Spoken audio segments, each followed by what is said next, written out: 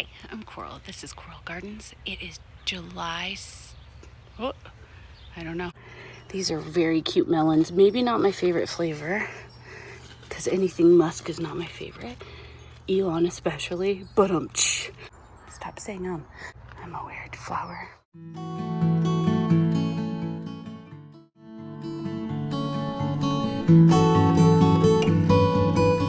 Hey guys, I'm Coral. This is Coral Gardens. It's July 20th. The garden is going completely ham. We're gonna take a look around. We just got our patio set done over here. And that's really exciting. I think we're gonna host a garden club meeting here shortly because we have the seating and we're cleaned up and prepared for it, and that's super fun. And let me take you around and show you what we got growing. We're about ready to harvest some things. Okay, good morning, YouTube friends. We're gonna do a quick garden tour. It's July 20th. So much stuff has changed even since I did down the trellises. I had realized that I filmed the end part of my video vertically because I flipped it over to film a short and forgot to flip it back. So I came out 5 days later, so like 3 days ago, and it was not looking like this. So there's already enough change from that to show an update on the trellises. But let's start at the kind of front patio-y stuff. When we got our patio cleared off, there's a big huge box there from us putting together our patio furniture, and Cam's gonna come out in a minute and put together the table. We ran out of daylight last night. There's a bunch of onions that I harvested the other day. Some of them are fairly sizable and look like actual, small grocery store onions, but I would have liked them to get a little bigger, but we are learning to grow here. They need some shade for sure. These are my little moringa trees. I planted a seed right here in case this guy, who was really weak in the cup that it was in and all the leaves fell off, in case he didn't make it. I was planning to cut the little one down or to move him over to another container, but now this guy's so yellow that I'm thinking I might keep the new one. Anyway, a bunch of herbs coming up in here. There's red basil, cilantro, Genovese basil. We had some little plugs that we got from our garden group of parsley and of Thai basil. And then we have our parsley that had gone to seed, and we're waiting on those to dry out so I can save the seed. We have some chives here, and then we have the one green onion that was still doing stuff, so I'm gonna let him try and bulb up. I'm watering this dead blueberry to see if he comes back, and if he doesn't, I'm gonna put probably another moringa there or something else. But I'm watering either way to like rehydrate the soil. There's our little onions in our native soil that are just, some of them are definitely dead, but that one in the middle looks like a pretty good onion. Mint kind of struggling, but still, mint lives through anything. There's no holes in the bottom of this. We really should have just tried to drill some. I don't have a drill. I thought it would be harder and just decided to put it in there, but now I'm wishing I would have figured out something. Our zinnias are starting to bloom. They don't look stellar just yet. They're really suffering in the sun, as is this little volunteer holy basil, but they're pulling through. The other day when I was sitting out here yesterday, I think, a little hummingbird came right up next to where I was sitting right over there and fed from all these flowers, and I'll put that little video too.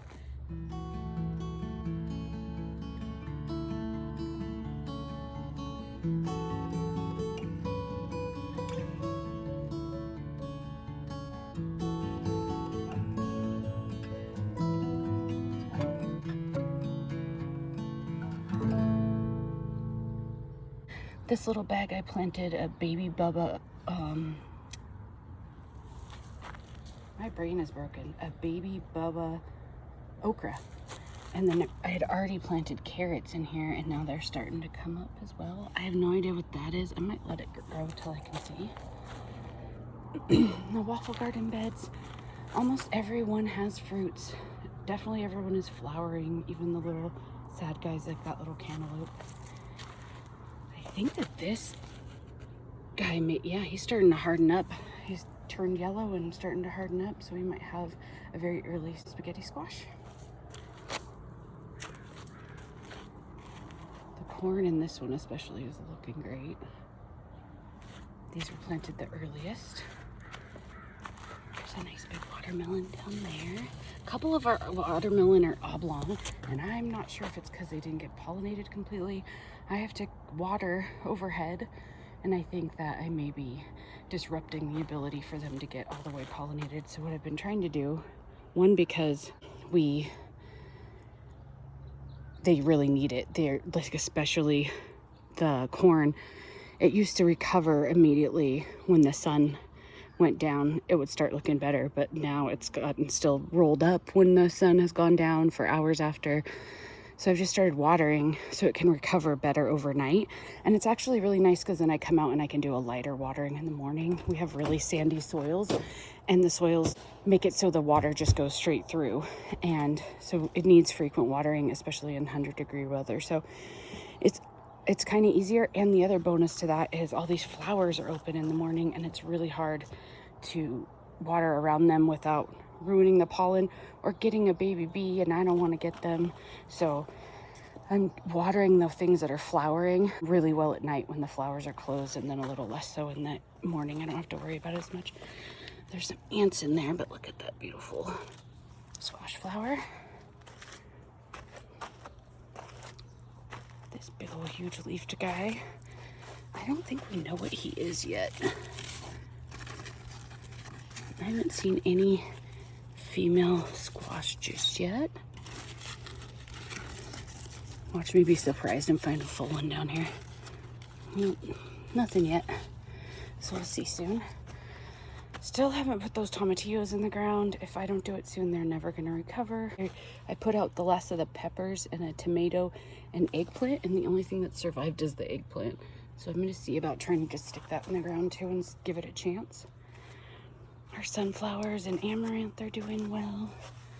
Catching up to the corn. They were planted after the corn. As you can see, there's a little tree of heavens and a little bit of weeds in here, but not too bad. I was concerned this hadn't gotten pollinated. It looks like it has because it's growing, but again, this edge is kind of irregular, so maybe it didn't get completely pollinated. Just gotta keep an eye on it. Here in this one, I think we have a watermelon. Oh yeah, there's a pretty big guy, again, with that elongated shape, so maybe a pollination issue. Corn in there starting to tassel, just that one. These ones tasseled, and those ones over there tasseled really early. They do have a few cobs on. I'm not guessing that they got really pollinated, but you never know. These are all glass gem or painted mountain corn. Oh, I didn't see this guy. That looks like it could be a little Lakota squash by the shape. Those are really cool squash that I've never gotten a very big one of. See, there's a little tassel there. And then in there, pretty sure you can see, there is, the beans are coming up pretty good. There's a little tiny one. There's another spaghetti squash. And or could be a Casper pumpkin. I'm not positive. That's doing pretty good. The amaranth in this bed are beautiful. And flower. I don't think you can see, but there's spider webs across these. The orb weavers love to go build a web right across the taller things in the garden. These are the most struggling little butternut guys. These were planted last from really struggling starts that people gave me. Looks like that one's gonna make it though, the greener one. This is the corner where I left the squash and the watermelon that we accidentally planted together. That's why that was empty. And they're doing okay. I don't think either of them has any fruit yet, but we ordered some Trifecta Plus from MI Gardener, and that should be here any day. The first time we used it in Monterey, we had watered with fish emulsion, and we had used a few cheaper granular fertilizers. The first time we watered with Trifecta Plus, we came out the next morning and we were blown away by how green and lush everything was in just a day. So we're hoping that it'll get here early this week, and then it can be an impressive change. I don't watch a ton of MI Gardener, but I think he's very knowledgeable about this kind of stuff and has made a really good product with Trifecta Plus. As you can see, there's lots of weeds in some of these. I gotta try and get Cam out here to weed them because they're difficult for me to get. don't know that these little tiny guys will make any corn, but you never know. I think there was corn on a lot of things last time. There's just a little beetle crawling along. Probably a stink bug. If I get too close, they'll spray me. Oh, there's a squash bug. Cam, can you come kill this squash bug for me? This is the bed that had them before. He's right on the top there of this leaf. Make sure you get him. I'll show you him killing him. It's hard for me to do with the phone. I have to like flop it down. So we just hand squish them, pick them off and squish them. Let's look around this plant and make sure, because I knew there'd be more since I'd killed the one, but I really have not seen much, and I haven't seen any eggs. Can you do me a favor and just kind of look around a little bit for eggs and for more squash bugs, specifically on that other squash on the other side of this? Oh, I forgot to show you the pumpkin that's in here that's doing really good. Oh, it's hard to get down there, but I was gonna try and move him, but this guy has rooted, and that's a good thing in case we get squash vine borers. So I'm leaving it. So that's a pumpkin. I think it's probably a Halloween pumpkin, is what they're called. Just kind of a plain jack-o'-lantern type. And our last beds are the smallest, but they're doing pretty good. The corn looks pretty good. I don't think most of these have fruit. These were planted the last and definitely had the least amount of compost. Yeah, I don't see any fruits on these guys. The only one in here that has fruits that I'm aware of is this big, huge guy that I'm now convinced is a spaghetti squash also, and he looks like he's starting to yellow up too. I think my spaghetti squash must have had a bunch of different variants, like, or seeds from different places, because all my spaghetti squash has been fairly vigorous, but very different. The first year I grew what looked like, I thought might be jack-o'-lantern pumpkins, because they came out green instead of the light green that most spaghetti squash comes out. They came out deep, deep green, and then they turned orange. But I had a friend eat one. He said it was a spaghetti squash. I'm not positive. I think pumpkins could act in a similar way, so could have been either. I think there's a baby okra right there. I don't remember putting that in here, but you never know. Go over here.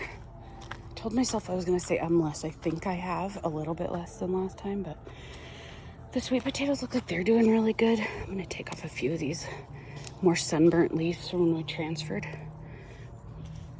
this over. A lot of them really struggled, but the new growth is looking spectacular. They're both growing the same direction, which I had kind of hoped they'd go the opposite way, but it's okay. Our trees, I've further researched, and some arborists said, like, you have no business growing trees in bags, especially if they're not a variety for that. And so I think we've done the wrong thing by trying to put these in bags. They're looking really bad, but now that we've been watering really deeply, looks like good strong leaves are coming back, and hopefully we can keep them alive long enough to figure out if we're going to be here for any length of time, and can plant them maybe like along the water so they're naturally watered like all those other trees over here, or if we can try and put them in the ground and not let them die like we let this guy die, because I don't want to kill any more trees. This guy, almost all his leaves came off. I think we thought we should water him less frequently because he's a tree and he really needed the water in the hot sun, but he's got some new growth there. In this bag I planted edamame and bush beans. None of them came up. I think this soil was super hydrophobic. These gray ones are my landlord's bags, and they just were sitting there, and I finally asked him if he wanted us to plant something in them, because it's good soil just going to waste. So we topped them off with some compost, but I think they just really, I'm deeply, deeply watering that now, and I'm either going to replant the beans or I'm going to plant something else. I'm going to put this little trellis for the tomato if I can ever get it in there. So there's a sign of my gopher problem. I filled in that hole and I put the old cat box out. And the first night I did that, we didn't get more stuff taken. And then yesterday we came out to finish up putting together the table and chairs, and something had already been taken with the cat litter out there. So I don't know if it really made a difference or not. It looks like we have a whole nursery of hollyhocks here. All these hollyhocks went to seed and spread everywhere, so I'm gonna try and let them all grow and see what happens. I transplanted some amaranth that I think was a little too big to transplant from one of these beds where we didn't want them growing, and most of them died. There was one right there that died, but this one's come back and he's gonna thrive. This should be an evening colors sunflower, and this is just a mammoth, or a, I had mammoth and something else, but this is from Save Seed, and it's from a huge one that we had the first year. Those sunflower seeds were bigger than I've ever seen sunflower seeds be, so we're hoping for him to do well. Looks like that is a locust tree, and then those are little either elm or tree of heavens. There's lots of trees in here, but there's also lots of hollyhocks, and this is a little hollyhock we transplanted from an area that we didn't want it in there, but now I'm wondering if I should have left it so we could have something in there, because I'll show you the gopher has eaten 6 out of 10 of my cherry tomatoes in there, 3 peppers, and a summer squash, and doesn't seem to be stopping. There's one of the amaranth that probably is dead but could make a comeback. I'm still watering no matter what. And I think that's either a red velvet queen or something, I think it's called, hopefully. We'll see when they come up.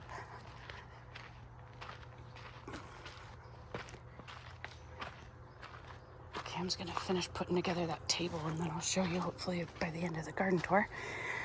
We had lots of summer squash issues early on. At first they didn't come up. Again, I think we are gonna this year plant a cover crop over the winter and then put it back into the soil so that the soil's not bare over the winter and not getting watered. So we get such little precipitation here over the winter that you can't, nowhere should you be leaving your soil naked, but especially here. So we haven't really had the means, but I think we have to push for it because the soil, it's like rehydrating it every year. So what we did with these, we topped most beds off with a couple inches of compost, as much as we could afford. Most of them probably got closer to 1 or 2 than 2 or 3. But with these things, with this huge thing, it would cost so much to fill this whole bed with compost. So we dug out a pretty sizable hole, filled it with compost, and planted the seed in it so that we knew it could at least hold water and have some nutrients early on. This looks like a bush delicata, I'm hoping. Little ant. These little ant jerks are farming aphids on my stuff. Ow! The squash got me. Oh my gosh, there's so many in there. And it sucks because I don't want to spray into the flower, but there's so many ants. So we had to replant a lot of these that didn't come up initially. These were the only two, these 2 that came up, and those are the only 2 flowering. But the rest are really catching up. And then the last 2, this one actually is the one that got taken by the gopher. So, and then that one just never came up. So I replanted him and one back there, and they've just come up. But the rest of them are really catching up. Looking really nice. The squash bugs liked the summer squash the best in previous years, so I'm watching for them. But again, that was only the second squash bug I've seen, and the first one was weeks ago. So hopefully, if we look pretty often and kill them off, we can keep them under control long enough to get some good squash harvests. I don't know what any of these are till they come in. I just know what I planted, and I know what things look like. So I know that is a yellow crookneck squash because we got that as a plant start from someone. But yeah, so there's our little summer squash starts. And I've probably talked about it before, but some plants have this little bit of a white pattern on them, different squash. It confuses people, and some people think it's powdery mildew. If it looks pretty and it looks intentional, it's usually just the way the squash looks. Like those little veins are white. But if it looks uneven and kind of all over, it's probably powdery mildew. We don't worry about it too much here because it's so dry. In Monterey, we constantly had it. So here is where we used to have 5 fruiting tomato plants and 3 Chileno pepper plants that have all been taken. It even started eating the volunteers. There's one volunteer there. There's another one here and another little one hiding there. I think I'm going to spread them out, but I'm afraid if I do, I'm just giving him more of a target. I don't know what to do about him. I really don't want to kill him. That's the bag of cat litter. I think I'm going to open it and see if the smell deters him. He's only gotten 2 of the 3 in this bed. And this little Chileno was fully dying and is making a comeback. So that's kind of cool. Hopefully he doesn't get gotten anytime soon. And then I think I've mentioned every time, but we also have some carrots that I planted in the early spring. And it was still cool that didn't come up and are now coming up as we're able to water more. Here's our mostly slicer tomatoes. And these are in the Zuni Waffle Gardens as well, because we're figuring out that that's the best way to get water continuously on the plants. So these ones are going into flower. There's a few that have fruit on them. We're definitely behind, which is sad because I really wanted to do garden tours. There's a little sweat bee on that. I love sweat bees, especially around here. They're neon colors. That little Icarus sunflowers had mini heads, and he was a little volunteer. Last year we had tons of volunteers all along here. And since the tree's so overgrown, we haven't been watering there, so nothing came up, which was pretty sad. There's volunteer amaranth in some of these beds. I cut back a bunch. I see those red stumps over there that had a ton. Again, with these tomatoes, I don't know what most of them are, but I'll know when I see the fruit, hopefully.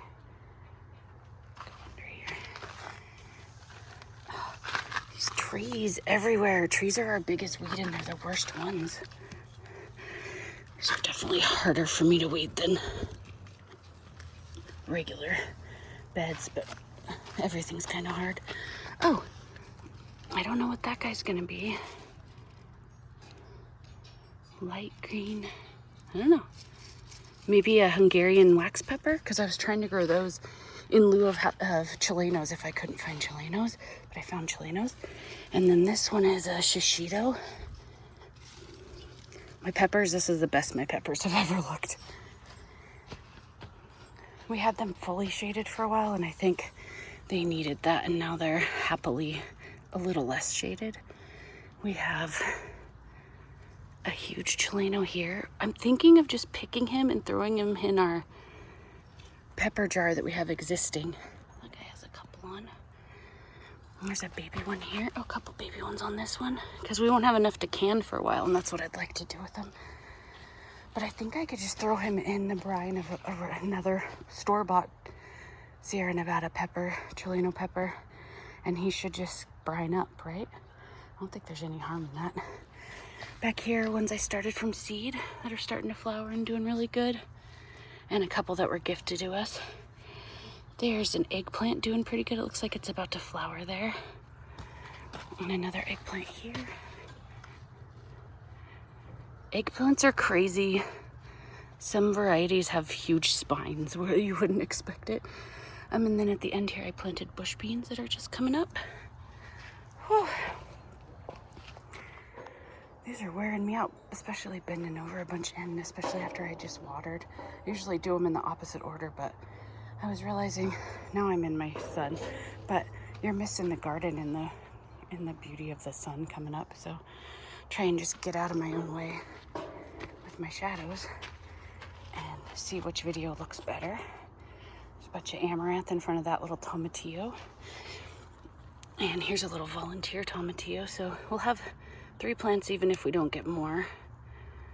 And that you just need 2 to pollinate. There's a little volunteer amaranth that's gone to flower. I did a modified Three Sisters in these 2 beds. These are sweet corn, and which can't really take the weight of pole beans climbing it. So I did bush beans at the bottom, and I did cucumber.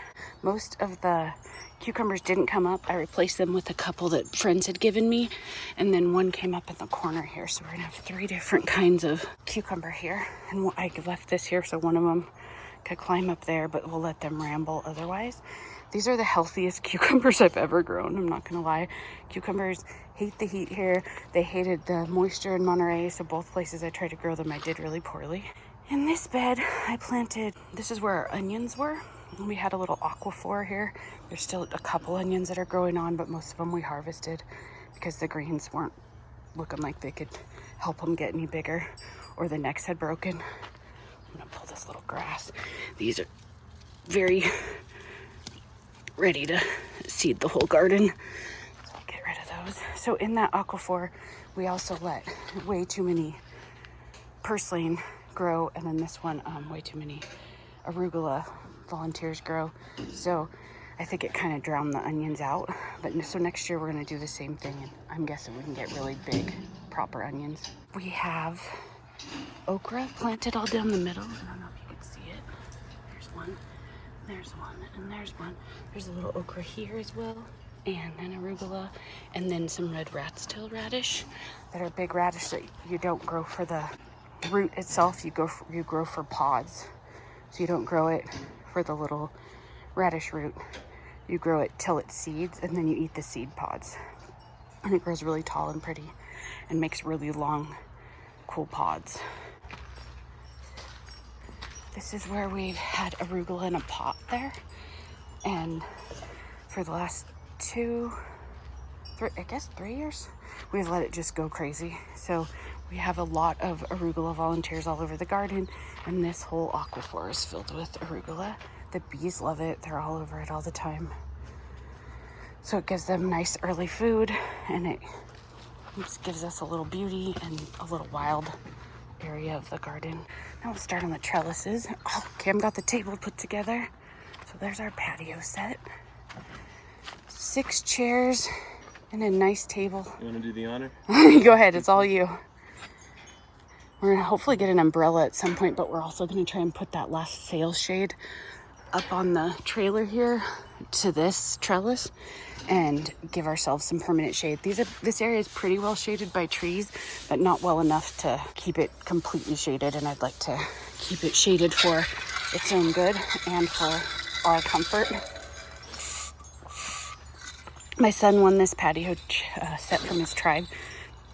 It's got a little fake wood, which is a really nice look, I think, and we've never had any nice furniture. We've always had secondhand stuff for outdoor. So this is pretty cool. We'll probably host a garden club meeting here at some point now that we have seating and the area like cleared up. We have a little more work to do, just trying to find places for a few straggly things, but for the most part, we're so much better off than we were. We went manpower hard. Okay, so we'll finish off with the trellises here. This is a long bean here. That's one of the longer ones. Those do better in the heat than some of the smaller ones. We put gross looking old sheets, and that's a hammock, a portable like camping hammock, and a blanket over there as kind of temporary shade, because it was 100 the last few days. It's starting to cool down a tiny bit to the low 90s. But it was really, really hot, so we just do what we can because we can't afford a bunch of store-bought shade. But it looks like this is probably a red rat's tail radish, a rattlesnake pole bean, for just by ruling out. I think these two probably are. Here's another long bean here. These are flowering and starting to get babies, so we'll know soon for sure. But I know that this is a Cherokee Trail of Tears. And then there is red Malabar spinach planted all along here and just coming up, as you can see. And that's a backup for when these inevitably meet their demise, because they won't take all the heat for too long. I have not had a ton of luck with green beans here, but these are the best they've ever looked. So I'm hopeful that we'll at least get some harvest before they succumb, especially if we can keep them a little shaded. There's a little scarlet. Oh, I should be on the other side of these. I'm in my own light. There's a little scarlet runner bean flower. They're really pretty. And then so are the Cherokee Trail of Tears. The prettiest is probably the long bean flowers, but I don't think we have any that are. This one I'm pulling off is gonna have a little bean underneath it. He's fertilized. That's a little long bean, but we haven't had any in flower when I was out here lately, so I guess I won't be able to show you. Just show you the little tiny long beans when the tops come off of the ones that have already been pollinated. There's a red Malabar spinach down there and down there. Those I planted first, and now I planted some extra replacements because I saw the beans were starting to crap out a little bit. And this next one, we have melons and cucumbers. And a rogue corn that got over there somehow. This is a cucumber that a friend gave me. Oh, and he's got a little guy on. I think this is a Boston pickling, I want to say. Oh, yeah, that's what it says on the thing. So that's fun. I've attempted those before, but never grown them. So maybe we'll be able to make some pickles. There's a little jumping spider. I don't know if you could see him on that leaf. I don't want to disturb him, but we do have, hi Bee. We do have an Armenian yard long cucumber here, getting pretty big. These can get real yard long, really big. But I probably will harvest him pretty soon. So he is a melon that tastes exactly like a slicer cucumber that you'd put on sandwiches and stuff. So that's what we use them for, or make little cucumber salads with them. I don't know what these other melons are, but we'll know soon. And this melon's really climbing, so that's always fun. There's a volunteer arugula there, and several others over there that the bees are happily working through.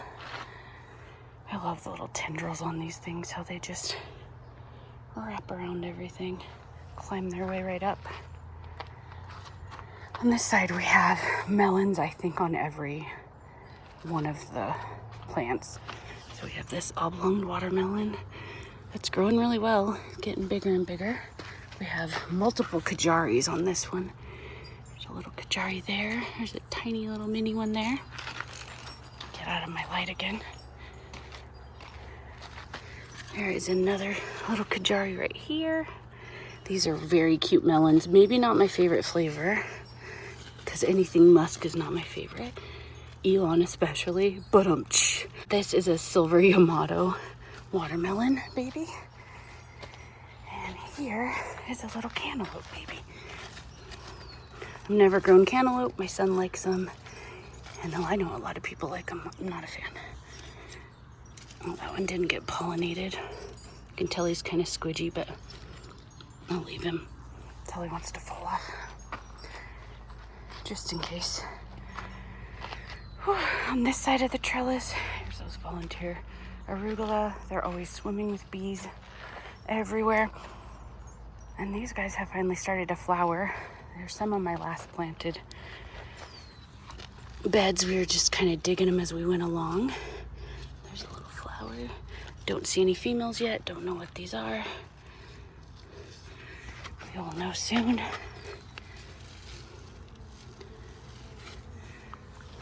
Oops, sorry, bees. I started calling the bees bay bees all the time. I have no idea. I'm like, sorry, baby. I'm a weird flower. This side, oh, that looks like a little, I should go on the other side, although the flowers are pretty over here. That looks like a little butternut baby. There's a little Jack B. Little, I think. Oops, could be a fairy tale pumpkin baby there. There's another one back in there. I don't know if either of those got pollinated, but hopefully. There's a bunch of flowers here. Really pretty. I keep trying to remember to keep this bucket up. Last year we had a frog that lived under it, and I'd really like him to come back if there's any chance of that. Pretty sure this guy, has a spaghetti squash. I grabbed him by a leaf that was too tender. Oh, there's a bee in there coming out. Hi, buddy.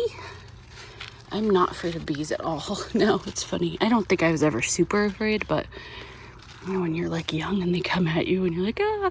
Now we have a yellow hose head, and the bees think it's a flower initially and come right up to me, because it's kind of one way to get them to like come up and be your buddy. But they usually notice right away that I'm not actually a flower, luckily, and don't try and get on there, but I feel guilty every time they mistake me for a flower. This is the very last bed that was planted. This one didn't come up, so I just planted some Jack B. Little pumpkins there. This one, I used to know what he was. Hi, hummingbird. Oh, just went flying by me. I'll put in that video if I haven't, of the hummingbird from yesterday. I probably already have, but just in case. So I'm not sure what that is. I know that it was one that I deemed very heat tolerant and drought resistant, because this is one of the sunniest and least amended parts of the garden. We struggled for things to even grow here, so we let amaranth grow last year or the year before. One of those years. So now a lot of volunteer amaranth has grown over there. This is my favorite plant. I think it's a gourd. I've never seen leaves quite like that. I've never successfully grown a gourd. That's why I'm assuming.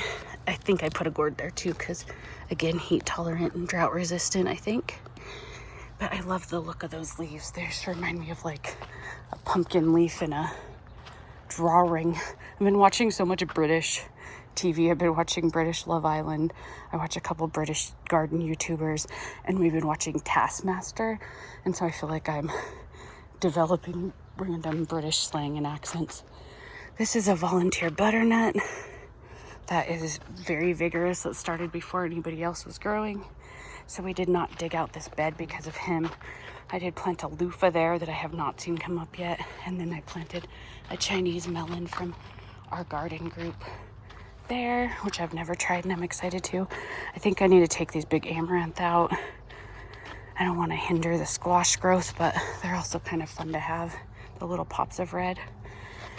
But yeah, he's starting to grow out that way, over this way. He's very vigorous. Volunteers are often very, very vigorous. So that's always fun.